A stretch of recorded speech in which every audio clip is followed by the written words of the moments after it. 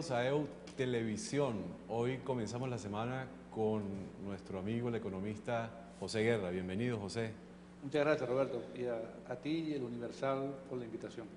Cuéntanos lo siguiente. Ayer el ministro Merentes, el ministro de Finanzas Merentes, dijo algo que debe reconocérsele, y es que el gobierno, en el único aspecto, en el único factor, en el único sector donde no ha tenido éxito, en la única área donde no ha tenido éxito, es en la economía, lo cual, viniendo de un vocero oficial, constituye una demostración, si se quiere, de autocrítica sobre el desempeño económico, que es el corazón de cualquier sistema político.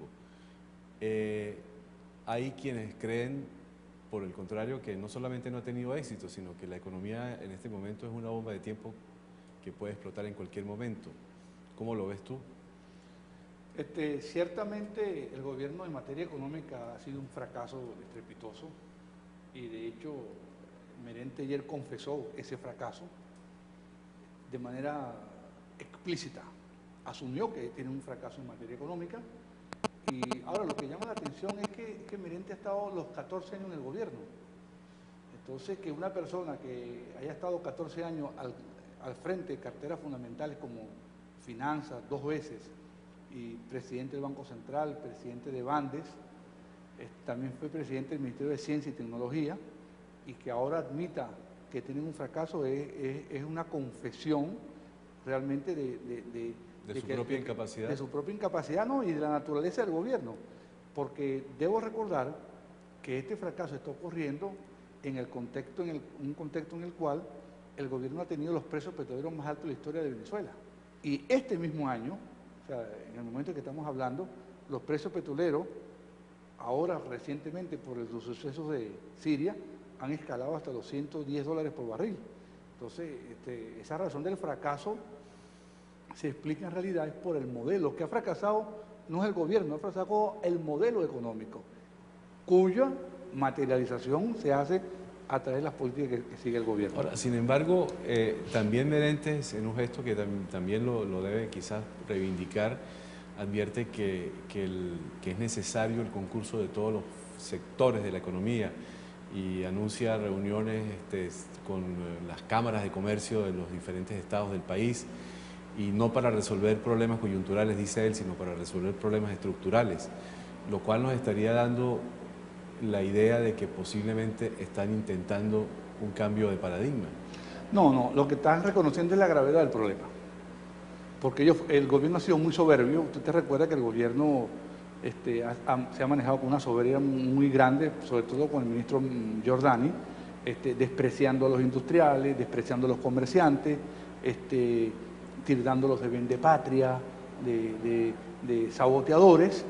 Y entonces, en esta coyuntura donde la situación económica está apretando de manera importante por el alto costo de la vida y por la escasez, entonces están recurriendo a los sectores económicos para tratar de oxigenarse y tratar de aparentar ser unas personas amplias en el tratamiento de estos asuntos económicos, cuando ellos, tras 14 años, lo que hicieron fue expropiar, nacionalizar, confiscar, y son esas expropiaciones, nacionalizaciones y confiscaciones lo que llevaron a la actual situación de parálisis de la economía. Ahora, al reconocer los errores cometidos y al hacer un llamado a los factores económicos del mundo privado de la economía, de alguna manera no se está reconociendo la necesidad de un cambio de paradigma, de un cambio en las políticas económicas, de la integración de los sectores que han permanecido al margen de la economía del Estado a la producción.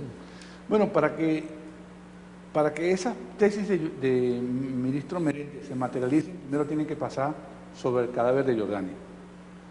Es más, mi tesis es que esta entrevista que le concede Merentes a José Vicente Rangel, donde ha dicho que el modelo fracasó, que al gobierno le falta éxito en materia económica, yo creo que es una respuesta a que el Ministerio de Finanzas está siendo cercado por las tesis de Giordani, por los sectores que están con Giordani, que no quieren ningún tipo de apertura de la economía. Y advertir de alguna manera que él no ha sido el responsable del fracaso, sino que el fracaso se le debe atribuir precisamente a otros que no son precisamente él. Exactamente, y es una manera de trasladar su responsabilidad al ministro Giordani. Entonces esto hay que leerlo en contexto, hay que verlo bien y no dejarse encandilar y mucho menos ilusionar porque Merentes es El Salvador. Recordemos que Merentes fue el año pasado, el año antepasado, fue presidente del Banco Central y fue durante el periodo 2011 y 2012 donde se gestó la crisis actual. La crisis actual no es una crisis de 2013, es una crisis generada por las políticas aplicadas durante 2011 y 2012 y que hicieron su explosión en este año 2013. Porque este financiamiento que ha hecho el Banco Central inorgánicamente al gobierno, creando bolívares para financiar la economía, no viene de este año, esto viene del año pasado, cuando el Banco Central prácticamente inundó la economía de un dinero que no quiere. Uno.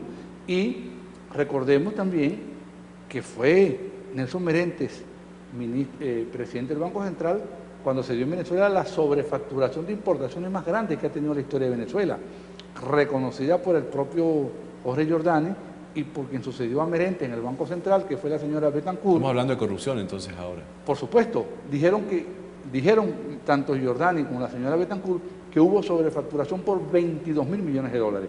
¿Y quién era el presidente del Banco Central? Nelson Merentes.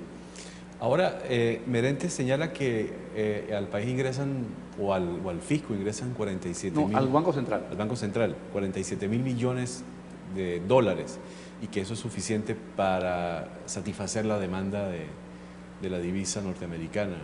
¿Tú crees que eso no es así? Eso no es verdad, porque el año pasado en importaciones fueron 57.000 millones de dólares. Y más, cuando le agregas el pago de fletes y seguro, las importaciones llegaron a casi 65.000 millones de dólares. Esta es una economía adicta a las importaciones.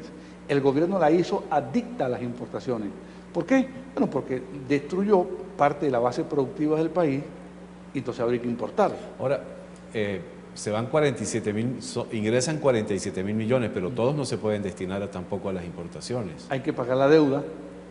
O sea, en pago de la deuda, el fisco está erogando casi 5.000 millones de dólares en capital e intereses. Entonces, eso hay que sumarle el gasto de los viajeros, hay que sumarle el gasto de las transferencias de la remesa al exterior. O sea, cuando tú te das cuenta de la magnitud del gasto, estamos hablando de una cifra que pasa de los 70.000 millones de dólares. ¿Y el presupuesto nacional? El presupuesto nacional tiene un déficit muy grande, tiene un déficit de casi 40.000 millones de dólares que hay que financiarlo. Y se ha financiado con los recursos internos, apelando a la banca nacional, que es la que está comprando los títulos de deuda que emite el gobierno para pagar su deuda. Es decir, que la situación entonces torna a ser desesperada. Es una situación muy comprometida desde el punto de vista de la... O sea, la situación es la siguiente. Desde el punto de vista de los bolívares, el gobierno no tiene tanto problema. ¿Por qué? Porque el gobierno descubrió un mecanismo de financiamiento que antes no se usaba, que es el financiamiento del Banco Central imprimiendo dinero. Eso es lo que se llama la maquinita de imprimir bolívares y lo que Ulrich Prieto llamó en los años 70 la autopista del sur. Y lo llamó la autopista del sur porque era ese mecanismo de financiamiento a través del Banco Central, creando dinero, lo que provocó las grandes inflaciones en Argentina, Chile, Brasil, Perú y Bolivia. Las grandes inflaciones. En los años 70, en los años 80. En los años 70 y 80. Y se está recurriendo a este mecanismo actualmente en Venezuela. De manera tal que la restricción no está en bolívares, porque el Banco Central crea los bolívares. La restricción está en los dólares, porque tú no creas dólares. La única manera de usted tener más dólares es exportando más bienes y servicios. Y las exportaciones están estables. Él dice que las exportaciones están en 2.000 millones de dólares en este momento. 2.000 millones, no, debe ser mucho más. Lo dice Merentes. No, tú estás equivocado. No, el año pasado Venezuela exportó 93.000 millones de dólares. 93.000 millones de dólares. ¿En exportaciones? Sí. No, pero exportaciones no tradicionales. Ah, no, las exportaciones no petroleras. Sí. No, eso está desapareciendo. Perdón, exportaciones sí, no tradicionales. O sea, las exportaciones no petroleras, eso es una especie en peligro de extinción. Para que tengas una idea de cuánto ha caído esto, Roberto, en el año 1997, Venezuela exportó 5.800 millones de dólares. El año pasado, 2012, exportó 3.500. O sea, una caída de casi 40%, 50% en las exportaciones no petroleras. Venezuela no exporta sino petróleo. Aquí no existe ningún producto que tú puedas exportar que no sea petróleo. Ahora, uno podría entender que la crisis exista si los precios del petróleo fueran bajos, pero con el petróleo a 110 casi dólares el barril, uno se pregunta, ¿qué pasa con ese dinero? ¿Por qué no alcanza? Bueno, porque no es una crisis de un gobierno, es una crisis de un modelo. Es una crisis de un modelo que se hizo importador, que acuérdate que el gobierno durante unos años se propuso destruir el aparato productivo interno para sustituir a los capitanes de empresas venezolanos por una nueva burguesía venezolana, que fue lo que se llamó Impreven, un grupo de empresarios del gobierno que iba a reemplazar a los empresarios tradicionales de Venezuela. Como eso fracasó, todas las empresas quebraron, las empresas importantes quebraron, una destrucción muy importante en la producción agropecuaria y agroalimentaria del país. Entonces lo que quedó fue la importación. Entonces, aún con un precio petrolero a 100, 110, 120, 130 o 150 bolívares por dólar, no va a alcanzar los dólares, porque es que no tienes producción nacional, ustedes tienen que importarlo todo. Te voy a poner dos casos. Venezuela fue toda la vida importador de café, toda la vida. Ahora está exportador de café. Venezuela fue exportador de café, ahora está importando café. Fue toda la vida exportador de arroz, ahora está importando arroz.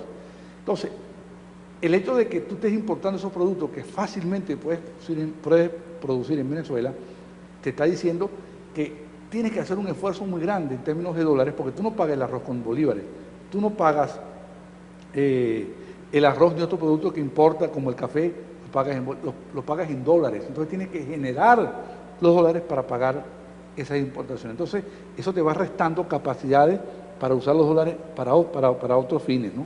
Por tanto, lo que está fracasando no es el gobierno, es el modelo. Ahora, y el factor productivo nacional, el sector productivo nacional no está en capacidad precisamente de suplir esa demanda que ahora se representan las importaciones. Ahorita no está en condiciones porque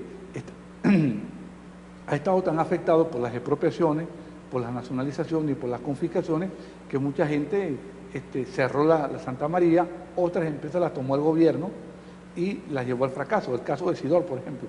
Sidor era el segundo exportador de Venezuela después de PDVSA. Sidor exportaba 600 millones de dólares al año. Ahorita está importando. Ahora, ¿en qué momento debe producirse un colapso? Pues siempre se dice que estamos a punto de colapso, que la crisis es inevitable, que la crisis va a estallar, y sin embargo uno ve que el país sigue funcionando. Sí, yo no creo en colapsos. O sea, yo no creo en colapso a menos que el precio petrolero baje, digamos, a 60, 50 dólares. Lo que tú vas estás manejando un país en crisis, pero no, colapso no veo yo. Pero las crisis no son permanentes, las crisis tienen sí, pero las crisis son solución, así sea negativa. En un momento dado, la crisis se desencadena en un proceso posterior. Si tú no puedes vivir en crisis 20 años. Pero puede ser una crisis duradera, una crisis que vayas cayendo sostenidamente como la que estamos viendo ahorita. O sea, yo no creo que viene un colapso, que el país se va a paralizar totalmente. Lo que estamos viendo es un deterioro sostenido, expresado en el costo de la vida, en un dólar negro que está por la estratosfera, y yo creo que ese es el síntoma de la crisis. Pero un colapso, un país que esté vendiendo el precio petrolero, el barril de petróleo a 100 dólares, no tiene un colapso inminente. Es decir, que la situación puede ser llevadera, entonces. Sí, con crisis, pero en crisis. Si el país está perdiendo unas oportunidades muy importantes, está destrozado desde el punto de vista de su infraestructura, pero yo no veo un colapso inminente porque el precio petrolero a 100 dólares te da todavía recursos para seguir funcionando. Saliéndonos un poco de tu campo específico de acción y de pensamiento, que es la economía, y enfocándolo esto desde el punto de vista social, podríamos decir que la situación no es tan grave como lo fue, por ejemplo, la que precedió al 27 de febrero del año 89. La diferencia está en que en el 89 veníamos de un año 88 donde la economía había crecido, pero estaban unos controles de precio y de cambio. Y el gobierno de Carlos Andrés Pérez en el momento liberó todos los precios y liberó el cambio. Entonces, un dólar que estaba costando 14 bolívares por dólar, se fue a 40 en un solo día. Y unos precios que estaban regulados desde el año 1983 hasta el año 1988 fueron liberados de un día para otro. ¿Y eso no está pasando ahora, pero peor incluso? No, porque el gobierno mantiene el control de precios y lo que está creando es escasez. Pero es una escasez administrada por el gobierno. Entonces, si el gobierno, o sea, es una situación parecida en algunos aspectos, pero diferente en otros aspectos, porque el gobierno se ha tratado de mantener el control, pero ese control está agotándose y está fracasando permanentemente. Entonces yo te diría que cuando hablamos de un estallido social, lo que estamos viendo es conflictos permanentes en unas áreas, pero que no están encadenados, porque no hay un disparador como lo hubo en febrero el 27 de febrero de 1989, cuando en un solo día se libraron todos los precios y se liberó el tipo de cambio. La pregunta puede parecer ociosa, pero hay que hacerla, ¿no? ¿Cuál es la solución? Y yo sé que me vas a decir que un cambio de paradigma, un cambio de modelo. Bueno, sí, yo creo que con este modelo no tenemos ninguna posibilidad de que el país pueda progresar. No se puede correr la arruga, no se puede resolver parcialmente. Pero lo que pasa es que estamos cayendo. O sea, estamos cayendo. O sea, tú no estás levantando. Tú no vienes